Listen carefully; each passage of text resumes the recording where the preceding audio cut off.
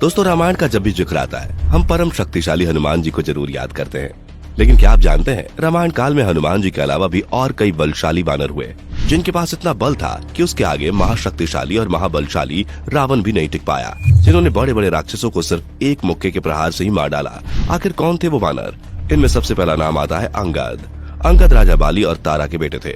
युद्ध के समय उनका सामना नरंतक और महापार्श्व जैसे अत्यंत शक्तिशाली पापी राक्षसों से हुआ। उन तीनों के बीच भीषण युद्ध चला। अंगद ने उनकी छाती पर इतने प्रहार किए जिससे दोनों का कलेजा ही फट गया।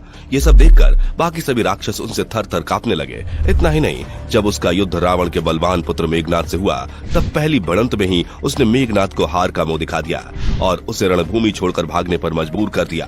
अंगद ने इतना भीषण प्रहार किया जिससे मेघनाथ के रथ के सारथी और घोड़े मारे गए। ब्रजदमन शस्त्र नामक राक्षस ने जब उनसे युद्ध करना चाहा तब उसने उसकी ही तलवार से उसका सर धड़ से अलग कर दिया। और रामायण के लंका कांड के अनुसार जब श्री राम ने उसे अपना दूत बनाकर लंका भेजा तब रावण की सभा में उसने अपने पैर ऐसे जमाए जिससे कोई और तो क्या, खुद रावण भी नहीं हिला पाया था। दूसरा नाम है विधिविद। विधिविद अश्वनी कुमार के पुत्र थे और राम जी की सेना में एक मंत्री के पद पर थे। विधिविद ने राम की सेना की अगुवाई तो की थी, साथ ही उसने राक्षसों का ऐसा नाश किया कि रावण की सेना के बड़े बड़े पराक्रमी राक्षस के पसीने छूट गए। इन्हें ब्रह्मा जी से वरदान मिला जिसके परिणाम स्वरूप ये महाभारत काल में भी जीवित रहे। जब विधिविद के मित्र भौमासुर का कृष्ण ने वध कर दिया तब उसने अपनी मित्रता के शोक में उत्पात मचाना शुरू कर दिया था। बता दें कि भौमासुर पृथ्वी का पुत्र था। इन दोनों के बीच गहरी दोस्ती थी, इसलिए जब भौमासुर मारा गया तब विधिविद ने बड़े बड़े पहाड़ों को फेंक कर नगर के नगर खत्म कर दिए। इतना ही नहीं, सहदेव जब किष्किंधा नाम की एक गुफा में पहुंचे तब किसी कारण के चलते उनके और विधिविद के बीच 7 दिनों तक युद्ध चला। आपको बता दें कि विधिविद का अंत श्री कृष्ण के बड़े भाई बलराम के हाथ हुआ था। तीसरा है नल। दरअसल नल विश्वकर्मा के पुत्र थे और अपने पिता की तरह ही एक अच्छे वास्तुकार भी। ये जितने नटखट थे उतने ही ज्यादा ताकतवर भी। राम सेतु बनाने में इनकी अहम भूमिका रही थी। बड़े बड़े पत्थरों पहाड़ों को उठाना इनके बाएं हाथ का खेल हुआ करता था। इन्होंने कई ऐसे राक्षसों का वध किया था जो एक समय पर राम सेना पर भारी पड़ने लगे थे। चौथा नाम है नील का। ये अग्निदेव के पुत्र थे। ये जितने शरारती हुआ करते थे उतने ही ज्यादा निडर और बलशाली भी। बड़ी बड़ी चट्टानों और पेड़ों को ये खेल खेल में उखाड़ दिया करते थे। नील ने युद्धोन्मत्त और निकुंभ नाम के राक्षसों से भयानक युद्ध किया और निकुंभ के सारथी का गला काट कर उसे मार डाला। इतना ही नहीं, उसने युद्धोन्मत्त पर इतना भीषण हमला किया जिससे उसकी मृत्यु हो गई। नील ने रावण के सेनापति प्रहस्त को एक चट्टान फेंक कर ही मार डाला था। पांचवा है सुग्रीव। किष्किंधा के राजा सुग्रीव बाली के छोटे भाई और अंगद के चाचा थे।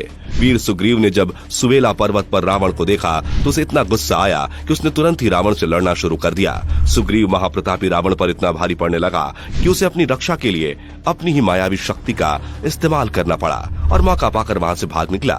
इसके बाद युद्ध में उन्होंने बलवान कुंभकर्ण से भीषण युद्ध किया और उनकी नाक को एक ही बार में काट डाला। साथ ही उनके बेटे कुंभ का वध भी कर दिया। इतना ही नहीं, वो प्रगज और रावण के भाई महोदर को उनके घुटने पर ले आए थे और उनका वध कर दिया। छठवां है हनुमान। वायुदेव के पुत्र हनुमान के बारे में तो कौन नहीं जानता। इनके अंदर सूर्य को खाने का बल तो था ही, साथ ही बालकाल में जब इंद्र ने अपने वज्र से इन पर प्रहार किया तब हनुमान ने वह सहन कर लिया।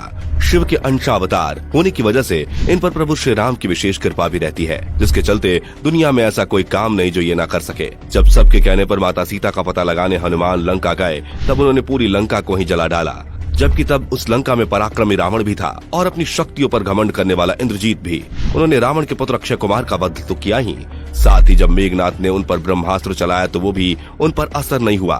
बाद में ब्रह्मा जी के सम्मान के चलते वो अपनी इच्छा से उस ब्रह्मास्त्र के आगे झुके। आपको बता दें कि उन्होंने कुंभकर्ण के शूल के 2 टुकड़े कर दिए थे और उनका सामना जब रावण से हुआ तब उन्होंने एक मुक्के के वार से ही उसके कान से खून की धारा निकाल दी थी। इसके बाद उन्होंने कई ऐसे भयानक राक्षसों का वध किया जो अत्यंत बलवान माने जाते हैं। सातवां है बाली।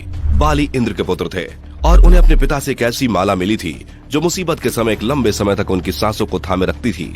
इतना ही नहीं, उन्हें ब्रह्मा जी से यह वरदान प्राप्त था कि जो भी युद्ध के लिए उन्हें चुनौती देगा उसकी आधी शक्तियां बाली के अंदर आ जाएंगी। एक दिन अपने घमंड में चूर रावण और बाली के बीच प्रलंकारी युद्ध हुआ जिसमें बाली ने रावण को हार की धूल चटा दी।